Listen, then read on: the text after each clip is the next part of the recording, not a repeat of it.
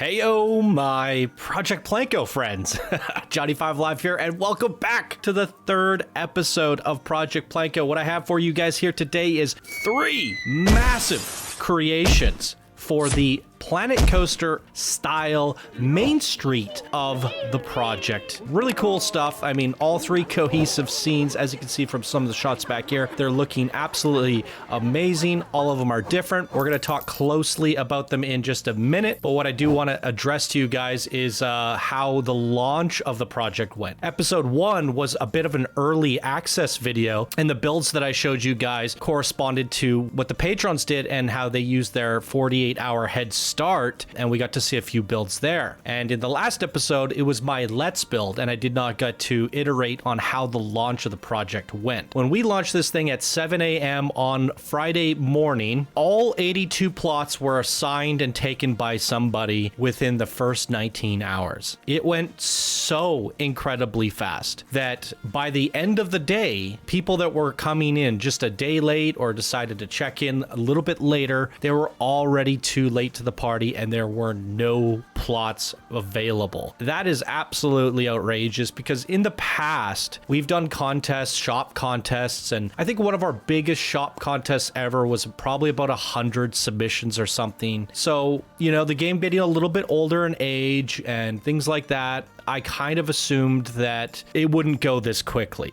The fact that all 82 were assigned in the first day was remarkable. But what ended up happening was a lot of people also finished within the first few hours of being assigned something. Didn't really think things through. They didn't really think about how it was going to be placed. They kind of rushed through their build and they just were so hungry for a new project they forgot to taste their food. So what I ended up doing was I uploaded a separate unlisted video that only Discord could watch, and it was like an hour long of me critiquing everyone's builds, the problems that I ran into, and things that they need to adjust. Just the people who finished early on the first day, basically. And since then, I've put Demona Lisa Kills, one of our moderators, on Q&A, and she's going to be the judge of things so that I don't have to, you know, send something back to someone and tell them why and do. In order for me to make the videos that you guys are watching today, we need the process to go smoothly, and this is where my focus should be in production. So thank you to Demona Lisa Kills for taking that role, and hopefully everything goes smoothly from here on out. So yes, the project went extremely well and people are hard at work, and because of that, we're gonna have episodes. I am the bottleneck for the episodes. I have to try to produce them as fast as possible. So here we are already on episode 3. Got 3 amazing creations for you here today. We're going to try a different format from the first format. So why don't we get into game and start placing these builds and take a closer look at them. Okay, as mentioned, we're going to be doing things a little differently. This episode, it's going to be a lot more jump cuts and me talking while I'm placing it down. In the last episode, we did a bit more of a speed build. So if you guys prefer this style, let me know. If you prefer the other style, also let me know. I'm gonna mute Planet Coaster here. It's got this loud music. I'll sort that out after. Yeah, but if you guys prefer the speed build with me talking over that, just feel free to let me know. If you guys want to see how I'm going through the process one by one, I'd like to know what format I should be using for this project in terms of how you guys are viewing the episodes. So this is more hands-on, and you guys can see the struggles that I go through as I'm placing them. So I'm filling up the volumetric cube. I'm not sure if I should be pulling it out to the front or the back, but because there's a stairway leading to the path, I feel like butting it up to here looks about right to me, and it still has a bit of breathing room on the front there, and the flags do come to the end of the volume cube. So I believe that is correct. Let's just make sure that the sides are correct. That seems right to me. That seems right to me. The show me, hide me side. And you kind of only get one shot of doing this. So now that I hit build by, there's really no going back because this building is made up of multiple pieces and selecting all of them is extremely difficult. As mentioned, I can talk about the build as we're going through it. This one here was made by Carella. So I can name the sign Carella. I think they're an expert or a master. I don't have their rank on hand. My apologies. It says that their piece count was 822. If I undo, we can see they had 1,000 to work with. So they're 178 under budget, which is great. Super good. It appears that the game auto-pathed the restaurant for me. This is a restaurant box. The guests walk in and they go into the mysterious world of nowhere. Instead, what has been done, instead of making an interactive shop, they're going in, we have a sort of fake shop. So I don't actually have to path anything. You could definitely get rid of these show me, hide me signs. Now, my only issue with this is the sound, the speakers. I have no idea where these speakers are. I recently did a QA video speaking to everyone that if they are adding music to please push a sequencer so I could turn it on and off, because I have no idea how to mute this music. So for the purpose of this episode, I'm just going to mute the game. And I'm going to have to talk to Carella separately. He's going to have to show me where his speakers are. We're just going to delete them and we can add in music after. So let's take a look at the build. I think it fit in pretty good indeed. Looks like I got it all placed in. So first thing I'm going to comment on is I love the font. It's just a custom E and a custom C with the in-game sign behind it, and I think that comes out very sharp. Got a little bit of a racing sign here, which feels a little bit on the racing side, but at the same time I feel like it works. This looks like a very sharp and clean building. Let's take a look at it at nighttime. Just the front facade here. It's looking really good. One of the builds that is also using, this whole episode is going to be the PlanCo Mainstreet, and you can see compared to my build, and you guys would have saw my last episode. If you didn't see the last episode, go check it out. I did a whole let's build on how I built this here, so you guys could see my approach with using this build style versus Carella's approach, and they are completely different, yet they still use the base pieces. Same rooftops, same trims, same kind of color palette, white, blue, some darker blue, although Carella didn't use any of the darker blue. They decided to go with a bit of a red, but for whatever reason, I feel like that works really well with the cafe style. The interior here, it has an interior for one, and it's looking really nice. Even little tiny fountain machines, hand built out of tiny micro pieces. That is really phenomenal. A whole upper deck restaurant built out, also phenomenal. Little receptionist desk, really cool stuff. Stools, countertops. Man, I need to take some notes here because my stools and countertops in my build were awful. Yeah, although these tables wouldn't have worked really well in my build because it's a nightclub, the cloth tables look a lot better here. I really like these booths, all custom building pieces. Now, originally I did mention this to Kayara that maybe she should add some animatronics into her build that you guys will see coming up here. I'm actually glad she didn't. She decided against it. I have animatronics in my build. I think if everybody did this, it'd become too much. It might even begin to lag out the game. Probably better if we leave these empty for the most part. Otherwise, we're just gonna have animatronics throughout the whole city. So if one person does it, then everyone has to do it. And if only, then things start to get a little bit weird when people don't do it. So yeah, phenomenal build by Carella here. Building under his part limit, a perfect fit, a perfect setup. No issues getting this one in. I don't think I have any bugs or anything to change here. It looks good. It fit good. Nighttime lighting's great. You use the PlanCo style as requested, but you did it with your own flair. You even added these windows on top.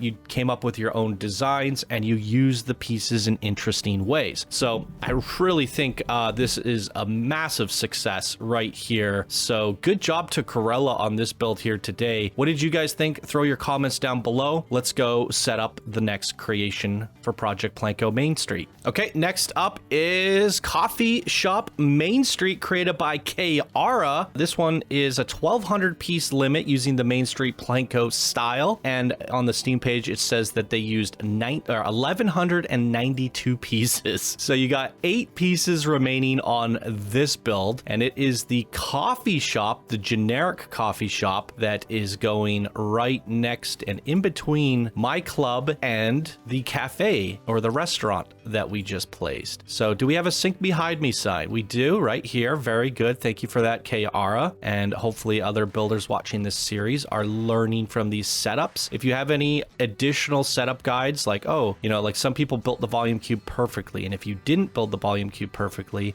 is there any additional instructions you can give me? like butt it up to here, butt it up to there, or what have you. But that looks like a pretty snug fit to me. Fits the volumetric cube really nicely. We have the see me hide me sign placed at the proper height, so I can only assume that this is exactly how it gets placed. So we're gonna one-shot it. There we go. We can delete the volume cube. Let's quickly take a look inside. So this one has a little bit more of a setup. They want adventure benches. I'm just going to YOLO the path setup here. So we're gonna probably start by selecting the grid. Nope. There's also a foundation, which was already predetermined by batch. But if we delete said foundation, it looks like they have built their own floors. So we could go ahead and delete these foundations as well, because they're not a part of the build and they do not influence or affect the exterior of the building in any way. That is completely fine to go with that decision. I have the own foundation, and looks like Carella also had his own foundation. And I think these are fine decisions. Let's see if we can path this. What I may do here, select the groups of which the floors are grouped into. I think they're all on their own, which is actually quite a smart build choice there. And if I raise that all up into the sky, I don't know why there's a wooden piece, but oh, interesting. You've hand placed all the individual tiles and made your own texture. I do think there is a floor piece that has this. That is a lot of part count. Interesting design choice, but at least now that the floor is gone, this might help me path it, right? Because I could select the ground a little bit more easily. And now I can look for that grid tile. See, that's what I was looking for. So now if I grid it, delete that, grid it, you can see that it's all snapping together quite easily. So moving that floor out of the way was actually quite helpful. Now we can deselect the grid and connect the interior to the exterior. And I don't know, she mentioned if I should or shouldn't be pathing upstairs. I don't think it's necessary. We can leave this as make-believe because there's no actual benches or anything assigned like there are downstairs. So now we can actually put our adventure, that's what she said, adventure picnic table. And this is adventure bench. So I'm going to assume that this is the correct decision here to place all of these exactly within these cubes. Now we can go ahead and delete these little groups, get rid of these signs. Hopefully that didn't get rid of anything else. Nope. Put our floor back. Now, hopefully I'm not grabbing anything in the background when I'm doing this. And what I might do here, just take a piece of concrete from my build and just pop it into here for the door kind of separation, to create some separation between the restaurant and the outer concrete. So there's a little bit of a ledge there, just some cleanup there, and I think we are good. So first of all, let's take a look at the build. Planet Coffee, looking really sharp, like the waviness, almost like coffee being poured, and it kind of leads you to the actual coffee design there. Little cup there. Looks like that was made out of basic shapes, so very creative there. I cannot help but notice the Hulk Hogan face with the bandana, the glasses, and the mustache. Oh, that's hilarious. I got some planters outside. Let's take a look at the lighting from the exterior. Very soft, subtle, looks good. The signage pops really nice, matches really well with the Club 5 next to it, even actually flows into my design just a little bit and matches that of this design. They're really starting to come together and look really, really cool. Inside lighting looks great as well on both floors. Let's go back to daytime and have a gander at the build. So we got our adventure benches in now. The guests can come in here, get their coffee, have a seat. Very relaxing in here. When they're done with their coffee, they can put it over at this coffee bin here. Nice little touch there. I love to see it. And we got benches upstairs. No seats or anything like that, but that's okay. I don't think that's a big issue or anything. Is this a neon panel, I wonder? Let's take a look. Nope, just some trim, some white exterior trim there. That looks nice. Very wavy on the inside, matching that of the outside. Very good shape in here. Some lounging chairs. The pink penguin. I feel like we're going to find a lot of those throughout this park. It makes me wonder, did a Carella stuff a pink penguin somewhere? Maybe we can put one behind the counter here. Although we don't want too many pink penguins. We might get sick of them by the end of this project. Even I snuck one in. And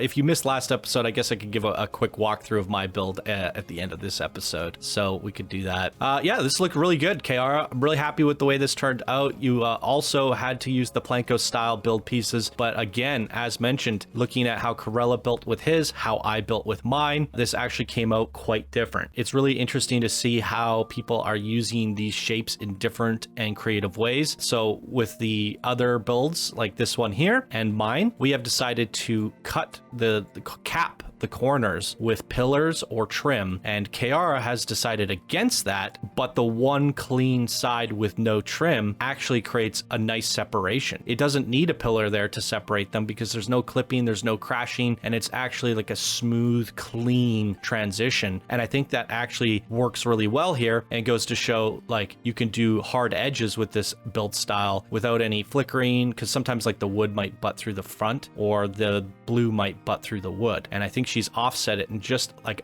ever so slightly by a pixel so that doesn't happen, and as a result you get this nice clean hard edge from painted to wooden, and I think that looks actually quite nice. Overall, yeah, I like it. I like it a lot. Build came out really nice. What did you guys think of Kayara's Planet Coffee? Throw your comments down below. This is looking fantastic. Let's move on to the PlanCo style cinema next, and we'll have almost this whole area put in. Absolutely amazing. All right, our last creation of the episode. This is the PlanCo cinema. They had a 2,000 piece limit to use the PlanCo style, and this was created by Master Engineer 02. And their final piece count was 1397, so roughly 1,400 pieces. And let me push pause. I got these AOs.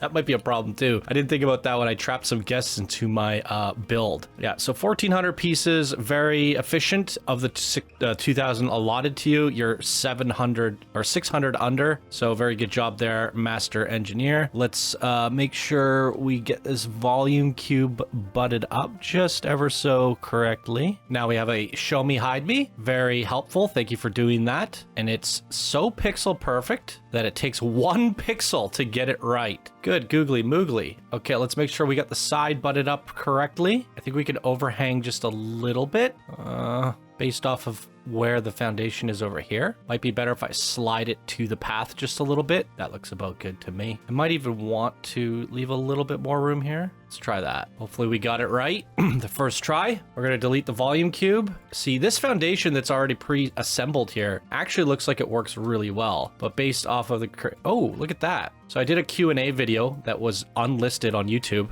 that you guys did not get to see, that only the creators got to see. I was just providing feedback with some issues and problems that I was running into with people's builds that either didn't have show me, hide me sides that weren't aligned properly. But in that QA video, I had slid the building to the right slightly more. And now that I decided that I decided to slide it to the left a little bit, this paving lines up much, much better with the sidewalk, other than this tiny little bit here, which we can, in theory, just paint over it with a little bit of concrete there. It should be fine. Really nice. I guess I could do the same thing over here, or I can duplicate those ground pieces. So I could do this. Butt it down just ever so slightly so there's no flickering, and then duplicate it one more time. Just like that. Nice clean foundation. Now, the fences do look to me like they're kind of in the ground a little bit. I don't know if that was intentional. I feel for whatever reason, it feels like they could be higher, but I think that's fine. They're just like really short, cute little garden fences. I think that was actually the intention there. I know there's one more setup thing because I already preset this up in the QA. There's some terrain here, and I'm going to bring the brush size down as much as possible so that we don't affect the exterior terrain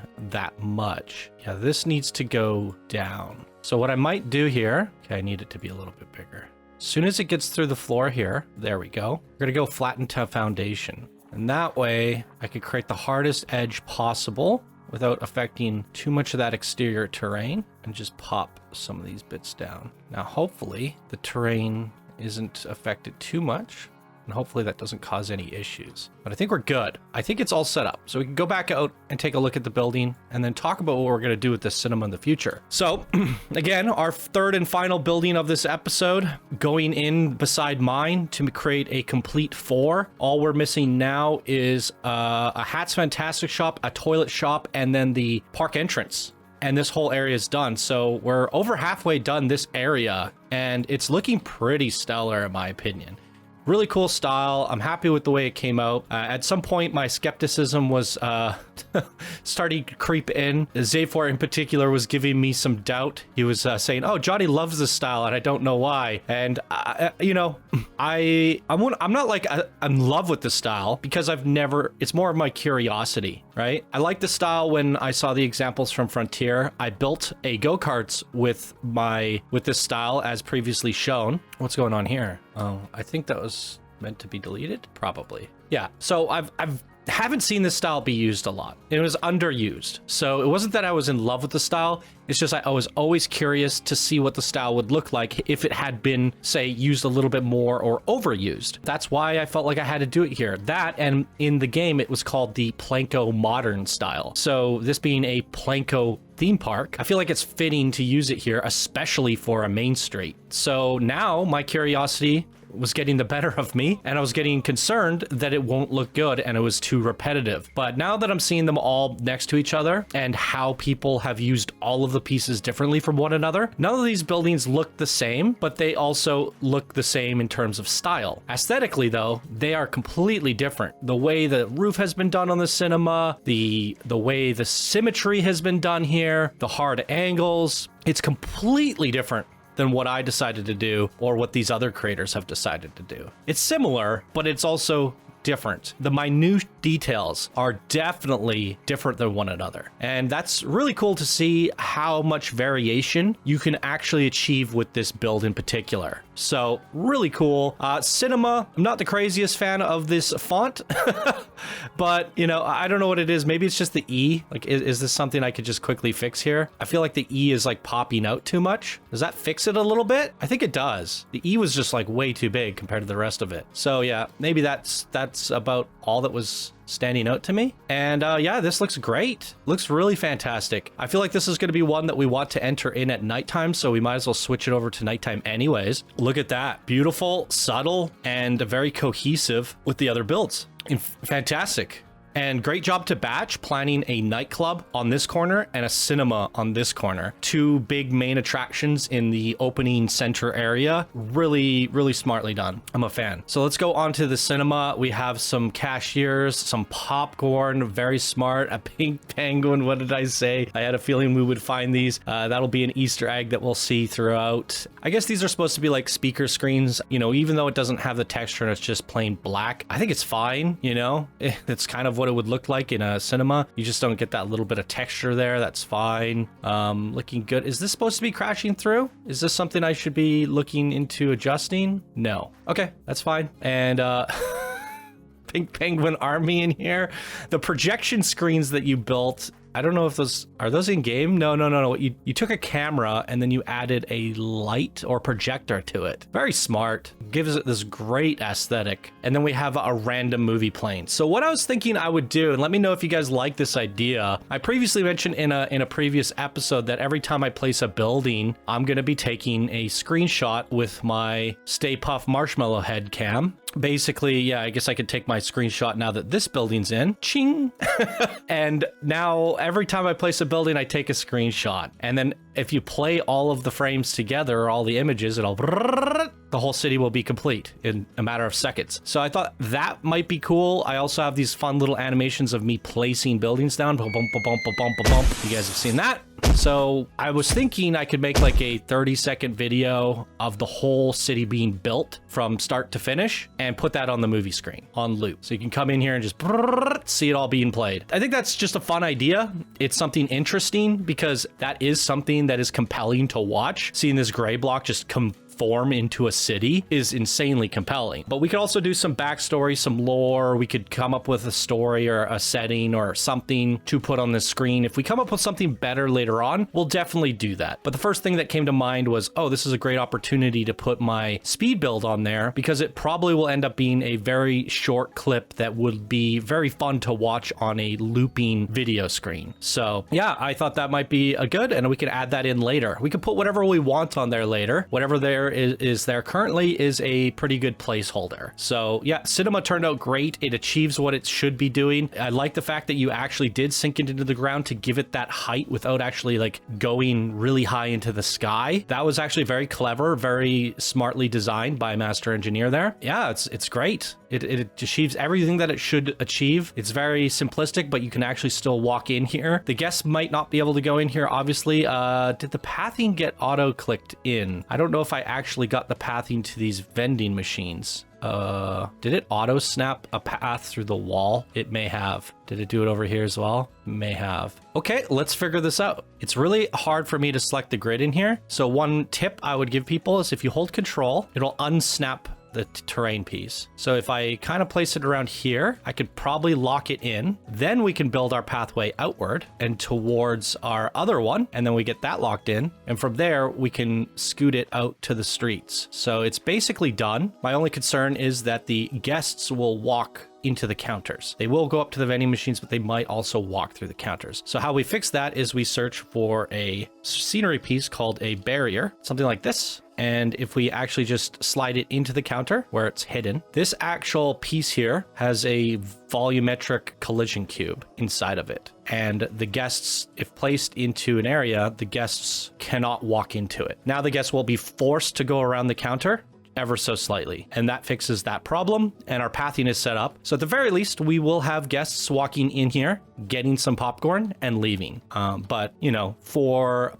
Park Spotlight and people downloading this to take a look at our creation, this serves the camera, you know, the POV, the walkthrough, really extremely cool, detailed, hidden area, I guess, that is explorable by the player, but not by the guests. I think that is just fine. So really cool there. And if you didn't see the last episode, I highly go check it out. We did a speed build of my Club 5. I'll give like a quick walkthrough because that is something I didn't do. I gave some panning cameras. So we have our queue here going into the main entrance. If we can actually walk through the side entrance because it's open. I recently added this, which was not in my B-roll for it. So we have a little pink penguin claw machine, thanks to Batch making that TMTK for me. I had something planned for this wall as well as something for outside on the sign, but I'm okay with not adding it. And it just saves Batch from having to make 2 extra TMTK and when we have more important things to be making. But he did help me make this logo, so I really appreciate him doing that. Well, I designed the logo in Photoshop, but then he cut it out and then put it into the game as a physical object. So that is on my workshop now. He showed me how